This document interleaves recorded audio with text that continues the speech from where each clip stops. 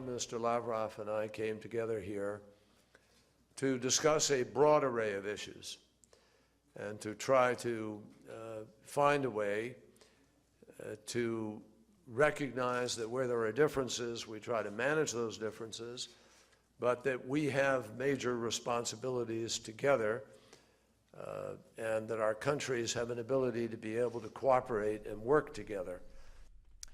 On any given day, it's easy to find word of yet another disagreement between Russia and the United States. And even today, we hear news about Russian hackers working their way into places like NATO and other Western governments, perhaps with the blessing of Vladimir Putin.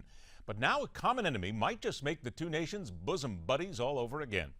Let's welcome to MidPoint the Senior Research Fellow for Middle Eastern Affairs at the Heritage Foundation Center for Foreign Policy Studies, who has followed doings in that part of the world since the late 70s, Jim Phillips, and the Managing Director of Oceanic Advisors, J. Michael Waller. Gentlemen, thank you so much for joining us here today. Nice to be with you. Jim, let me begin with you. Apparently, this is all John Kerry starting to work some of the back channels here, laying the basis for what he calls improved cooperation with Moscow. But I guess many people would ask, knowing some of the discourses we've had with the Russians recently, do we really need to work with the Russians?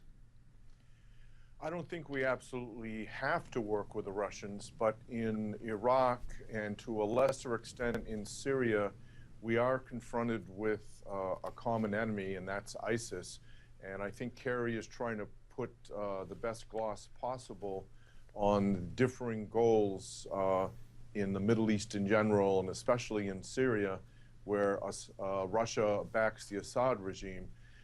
But nonetheless kind of spin this as a possible enemy we can both work against. All right, now let's talk a little bit about the spin here. When you talk about a common enemy, let's talk about that for a second here. Is ISIS really an enemy to Russia? Because that's not what we usually hear. Well, ISIS in the long term is an enemy to Russia. In the short term, they're at loggerheads because ISIS seeks to overthrow the Assad regime, which Russia backs to the hilt. Many of the ISIS commanders are Chechens that originally rose to prominence fighting the Russians in Chechnya and Dagestan in the Caucasus. Mike, let me turn to you on this, because certainly there's a lot of discussion here about America perhaps trying to seek a reset with the Russians at this point, the State Department trying whatever they can.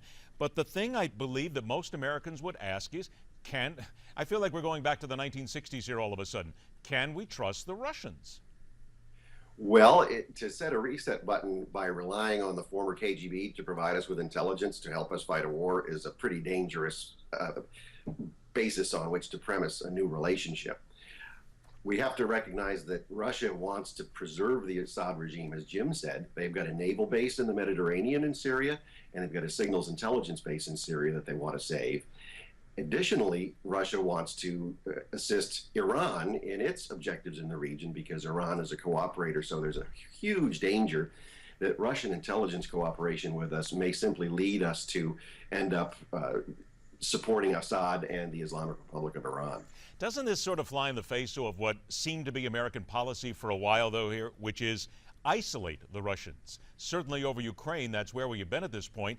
This almost would be an olive branch in many ways to the Russians, saying, sure, come on in, we'd love to talk again. Well, remember, it was just 13 months ago when President Obama met with Putin and said he wanted Putin to help bail us out of the mess in Syria. So we had no strategy for Syria then, and basically allowed the Russians an entry point where the Russians did not have previously. And you can see over the summer admitting they had no strategy against ISIS.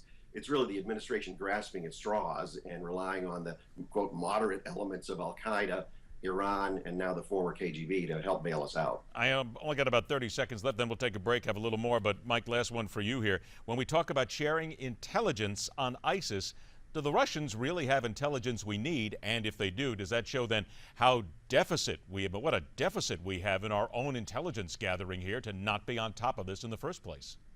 The Russians have great intelligence, as Jim had said, on the Chechen commanders within ISIS, but also they have excelled for a long time at training Sunni Arab radicals for decades. And they've maintained those networks since then. So they have some really wonderful networks that they can use to whatever Byzantine type of advantage they might seek. Sad for Americans. in addition to the assets that Iran brings the Russians. Iran collects a huge amount of intelligence on these people, and they share it with the Russians. It's a sad thing for Americans to think we have to rely on the Russians again, I'll guarantee. Gentlemen, please stand by, because on the other side of the break, a new report on chemical weapons in Iraq has some rethinking what the Pentagon did and did not tell us about what our forces encountered there. That and much more on MidPoint.